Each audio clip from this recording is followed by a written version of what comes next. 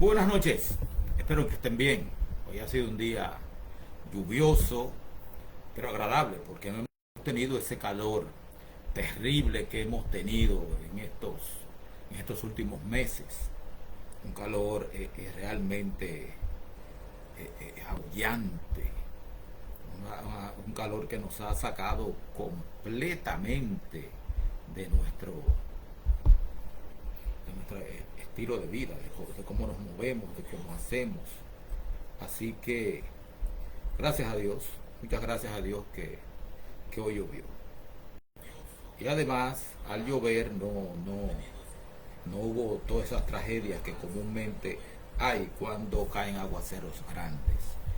Así que le damos gracias a Dios por poder estar aquí con ustedes para comenzar con nuestro programa de hoy, El Rapto Secreto. ¿Qué tal si me permiten orar? Pero antes de comenzar, yo quiero darle la bienvenida a la iglesia de la Oakman en Rochester, New York. Maribel Cadet, Bernabé Lundi están aquí. También tenemos a Minerva Mejía, que anda por aquí también. Es un placer darles la bienvenida en esta noche. Oramos. Señor y Dios, te damos las gracias porque nos permites tener este programa en esta noche. Dirígenos y que todo lo que digamos esté de acuerdo a tu santa y divina voluntad manifestada en la Biblia. En el nombre de Jesucristo. Amén. Bien, el rapto secreto es algo que llama mucho la atención. Primero, los antecedentes históricos. Si bien algunos han tratado de... Miguel Suazo, bienvenido. Si bien algunos han tratado de atar el inicio del concepto del rapto secreto hacia el año 140 después de Cristo, o en el siglo IV después de Cristo, no es hasta el año de 1830 cuando en Port Glasgow, en Irlanda, una joven llamada Margaret MacDonald afirmó haber recibido una revelación. Según esta revelación, la segunda venida de Cristo tendría lugar, en dos etapas. La primera, un grupo de creyentes preparados y selectos sería llevado al cielo para encontrarse con el Señor antes de la aparición del anticristo y de la gran tribulación. Ustedes recordarán que en Daniel 12 hay un versículo que dice: habrá gran tribulación cual nunca hubo, será tiempo de angustia cual nunca hubo. Entonces, que iban a ser salvados de la gran tribulación los seguidores de Cristo. Y la segunda etapa de la segunda venida de Cristo sería después de la gran tribulación, que Jesús vendría con sus santos 7 años después de que iniciara la gran tribulación. La señorita MacDonald le contó su visión a John Nelson Darby, que realmente fue uno de los propulsores verdaderos del rapto secreto. Eso fue alrededor de 1830, por ahí, con quien compartió su visión. ¿Quién era Darby? John Nelson Darby era un profesor y predicador bíblico, nacido en 1830 en Westminster, Londres, y fue bautizado en St. Margaret al año siguiente. Provenía de una familia de terratenientes en Leap Castle, Irlanda. Estudió en Westminster School y en el Trinity College de Dublin, donde se graduó con honores en lenguas clásicas. Aunque inicialmente ejerció como abogado, su fe lo llevó a ordenarse como clérigo anglicano en Irlanda. Pues bien, Darby fundó la Iglesia de los Hermanos de Plymouth y desarrolló una teología basada en distintas dispensaciones. Eran como 7 dispensaciones. Y su convicción era que la organización clerical era un pecado contra el Espíritu Santo, ya que no aceptaba que el Espíritu pudiera manifestarse a través de cualquier miembro de la iglesia. Fue un crítico de las estructuras eclesiásticas tradicionales y abogó por una iglesia más simple y descentralizada. O sea, él quería una iglesia congregacionalista.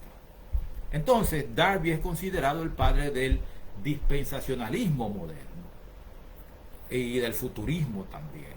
Popularizó la idea de un rapto secreto de los verdaderos creyentes antes de la venida visible de Cristo. O sea, él decía que Cristo iba a venir de manera espiritual, primero, en secreto, que nadie lo iba a ver, y que entonces él iba a raptar a los creyentes, a los fieles creyentes, y se los iba a llevar. Esta doctrina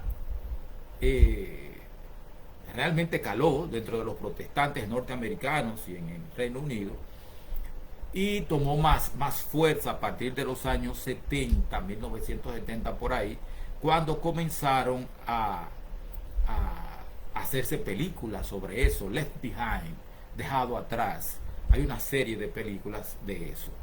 Bien, entonces él desarrolló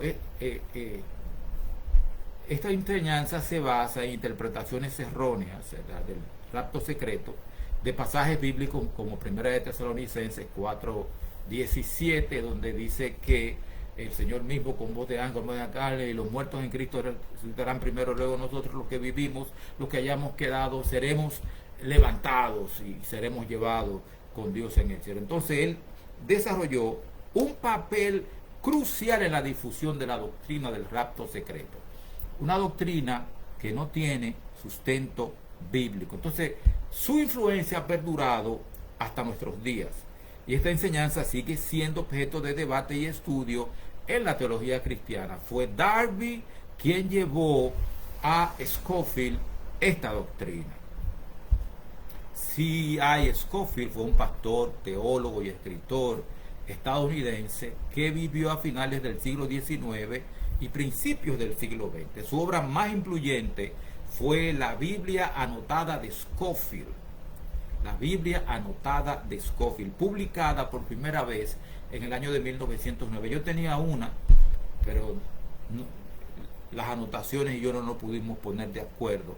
Así que salí de ella porque no nos poníamos de acuerdo. Esta Biblia incluía notas al pie de página que ofrecían interpretaciones y comentarios sobre versículos bíblicos. A través de estas notas al pie, Scofield introdujo la enseñanza del rapto secreto de la iglesia, es decir, la idea de que antes de la gran tribulación los creyentes serían arrebatados al cielo para encontrarse con el Señor. Muchos cristianos evangélicos aceptaron estas enseñanzas debido a la popularidad de la Biblia anotada de Scofield y su influencia en la comunidad religiosa. Aunque la Biblia sí habla de la segunda venida de Cristo y de la resurrección de los creyentes, no menciona un rapto secreto. Hay versículos que se toman como uno será dejado y otro será dejado, estarán dos durmiendo y uno será dejado, uno será tomado y otro será dejado, pero eso no tiene nada que ver, no tiene nada que ver. La frase clave que se asocia con esta doctrina, voy a buscarlo aquí en mi Biblia anotada de Andrews, mucho mejor, me encanta esta Biblia, la Biblia de Andrews. Hay personas que me han ofrecido regalarme alguna que otra Biblia, pero eso todavía no se ha cumplido, así que al final terminaré yo comprando mi Biblia. La única persona que me ha cumplido lo que me ha prometido en cuanto a libros es mi hermano Bernabé Lund, que Dios lo tenga en su gloria. 1 de Tesalonicenses 4:17 dice así: luego nosotros, los que hayamos vivido, los que hayamos quedado, seremos arrebatados. Entonces ellos entienden que ese arrebatamiento, ese arrebatado significa que va a ser en secreto. Entonces hacen una mezcla de este texto con uno será tomado y otro será dejado de Mateo 24. Entonces los que hayamos quedado seremos arrebatados juntamente con ellos en las nubes para recibir al Señor en el aire, y así estaremos siempre con el Señor. Entonces ese es el trasfondo histórico que tenemos. Sin embargo, los adherentes a la doctrina interpretan esta frase como un evento secreto en el que los creyentes serán llevados al cielo antes de la gran tribulación. Eso es lo que ellos entienden, que es un evento secreto. Sin embargo, la palabra rapto no aparece en el texto original griego. La palabra utilizada significa más bien agarrar, tirar, tomar por la fuerza, enfatizando una acción repentina y poderosa por parte de Dios. Entonces, esta enseñanza, como le estaba diciendo ahorita, tomó más fuerza a través de unos libros que se escribieron, que yo los he leído, escritos como The Late Great Planet Earth, de Hal Lindsey, y más recientes los libros como Dejados Atrás, Left Behind, de Tim LaHaye y Jerry Jenkins. Y han hecho como 10 películas al respecto. En resumen, el rapto secreto no fue enseñado por la iglesia primitiva ni por los reformadores. Su origen está ligado al sacerdote católico romano Francisco Rivera, quien fue que comenzó el asunto del dispensacionalismo, y a la visión de Margaret MacDonald. Entonces, como siempre, la interpretación de estas doctrinas puede variar según las creencias y perspectivas individuales. Entonces ahora vamos a ver la posición bíblica. Apocalipsis 1:7. Apocalipsis 1:7 nos dice que el regreso de Cristo no va a ser ni silencioso ni en secreto. Apocalipsis 1:7. He aquí que viene con las nubes y todo ojo le verá, y los que lo traspasaron, y todos los linajes de la tierra se lamentarán por causa de él. Sí, amén. Eso en primer lugar. Así será. Y en Mateo 24 nos dice que como el relámpago se muestra en el este y se va hacia el oeste, así será la venida del Hijo del Hombre. O sea, no va a ser en secreto ni nada por el estilo.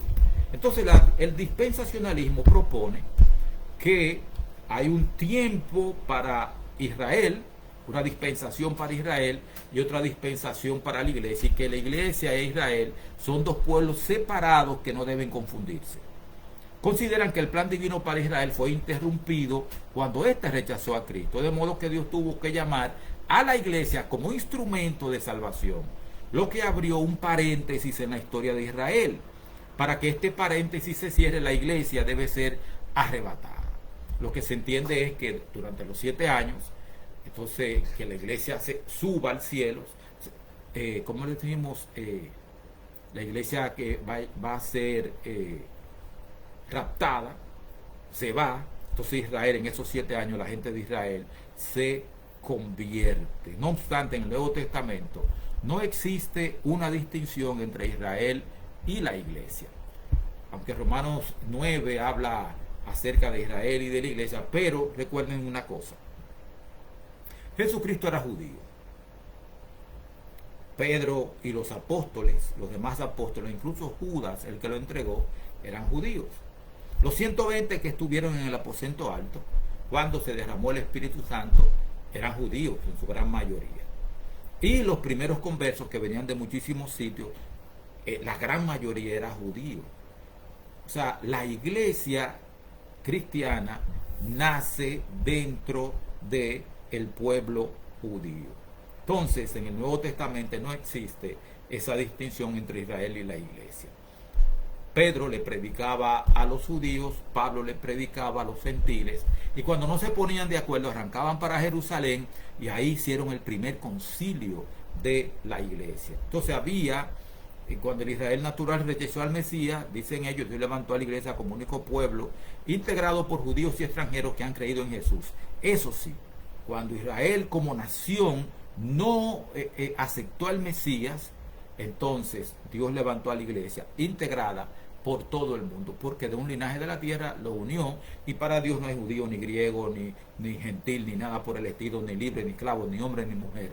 La iglesia es una, es a este pueblo compuesto por judíos y extranjeros, al que Pablo denomina el Israel de Dios en Gálatas capítulo 6, versículo 16.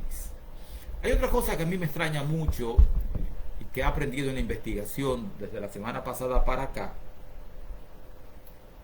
Bienvenida, un segundito. Bienvenida, Spanish Ángeles. Espero que su esposo esté recuperándose bien. Nosotros seguimos orando cada día, cada mañana, 5:30 de la mañana por su esposo. Bienvenido, Pastor Ignacio de la Cruz. Bienvenido, Pastor Elvis Torres. Bienvenida, vamos a ver a quién más. Viviana, la niña de los ojos de Dios. Leonidas Laureano, muy bienvenido. Mi esposa Odette Mato, bienvenida. Narcisa Espinosa, bienvenida. Mirta Félix, mi hermana, muy bienvenida. Eusebio Ismael Vargas, muy bienvenido. Miguel Suazo, bienvenido. Bien, entonces, una de las cosas que propone esta doctrina es que la profecía, la última semana, hay una brecha entre Daniel, de las 70 semanas de Daniel 9, 24 al 27. De acuerdo con este punto de vista, las 69 semanas se extienden desde el siglo IV antes de Cristo, o sea, año 457, hasta la entrada triunfal de Cristo en Jerusalén o hasta su crucifixión. Cuando Israel rechazó al Mesías, propone el rapto secreto, empezó la era de la iglesia. Cuando la iglesia sea arrebatada secretamente, entonces comenzará la última semana de 7 años. O sea, una división grande.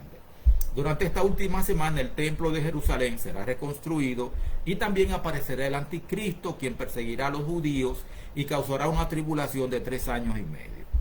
Sin embargo, no existe ninguna razón para romper la unidad de las 70 semanas. Corridas se cumplieron.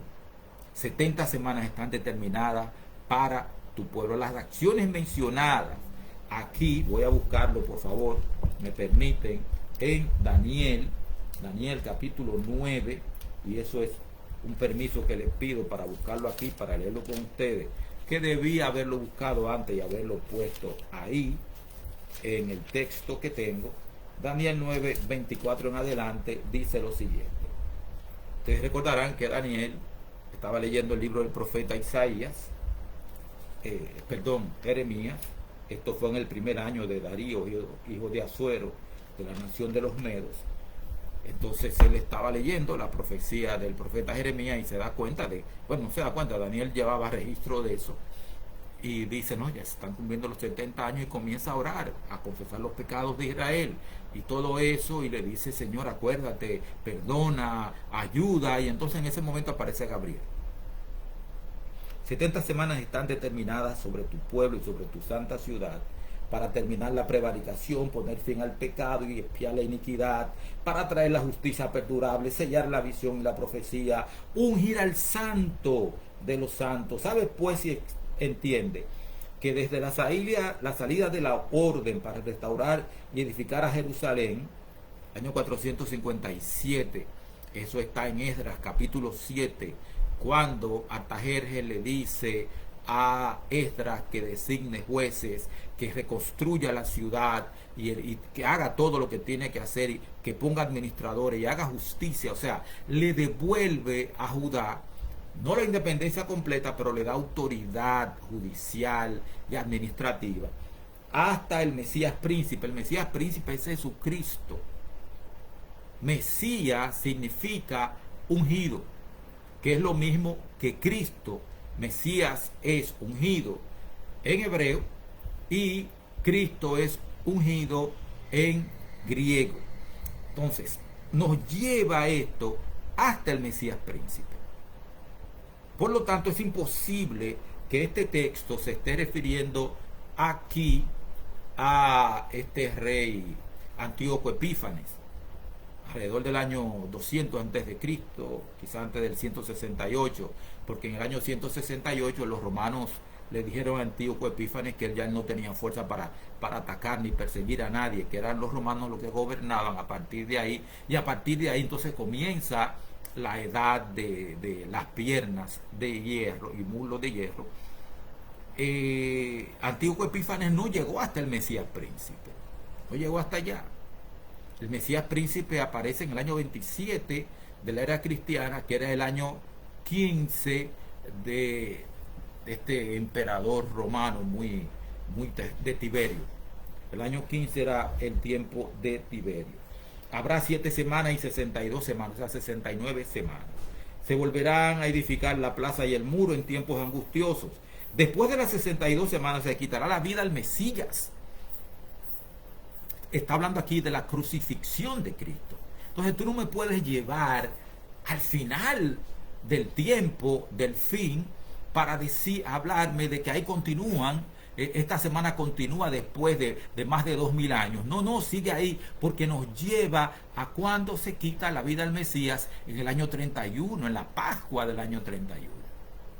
Entonces es imposible lo que tú me estás proponiendo. Y por ende eso también nos dice que no, que Antíoco Epífanes tiene absolutamente nada que ver con la profecía de las 70 semanas. Entonces después de las 62 semanas se quitará la vida al Mesías y ya no le quedará. El pueblo de un príncipe que ha de venir destruirá la ciudad y el santuario. Su final llegará con una inundación. Hasta el fin de la guerra durarán las devastaciones. Por otra semana más confirmará el pacto con muchos. A la mitad de la semana hará cesar el sacrificio y la ofrenda. Otra vez nos habla del sacrificio de Cristo. Después, con la muchedumbre de las abominaciones vendrá el desolador, hasta que venga la consumación y lo que está determinado se derrame sobre el desolador. Aquí no hay nada, absolutamente nada, que indique que las 69 semanas van a ser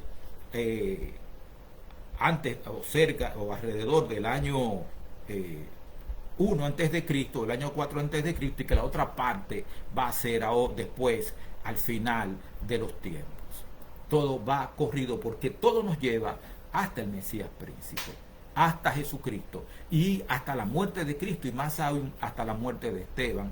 Y también aquí se señala la destrucción de Jerusalén, que ocurrió en el año 70 de la era cristiana. Entonces, de todo esto es evidente que solo se pueden separar estos versos si se rompe la estructura de la sección, lo cual es un error. No hay ninguna evidencia de algún anticristo. El protagonista del contexto de las 70 semanas es Jesús como Mesías. Eso por ese lado. Más aún, se ha argumentado que Primera de Tesalonicenses 4, 13 al 18 describe el rapto secreto de la iglesia, mientras que Mateo 24, 30 describe la experiencia de Israel luego de que hayan transcurrido los 7 años después del rapto. Y no es así, ya que ambos pasajes se refieren al mismo acontecimiento, la venida de Cristo. Esto se confirma con el uso de la palabra griega parusía en ambas secciones, en Mateo 24, 3, 37, 39, Primera de Tesalonicenses, capítulo 4, versículo 15. La venida de Jesús, el toque de trompeta y el traslado de los justos al encuentro con Cristo son evidencias que indican que Mateo 24, 30 y 31 es un pasaje paralelo a Primera de Tesalonicenses, capítulo 4, 15 al 17, y yo añado, desde el punto de vista de la vista mía, y aunque no tengo los lentes puestos, pero están aquí, yo soy miope, que también eso incluye a Primera de Corintios 15, 50 en adelante.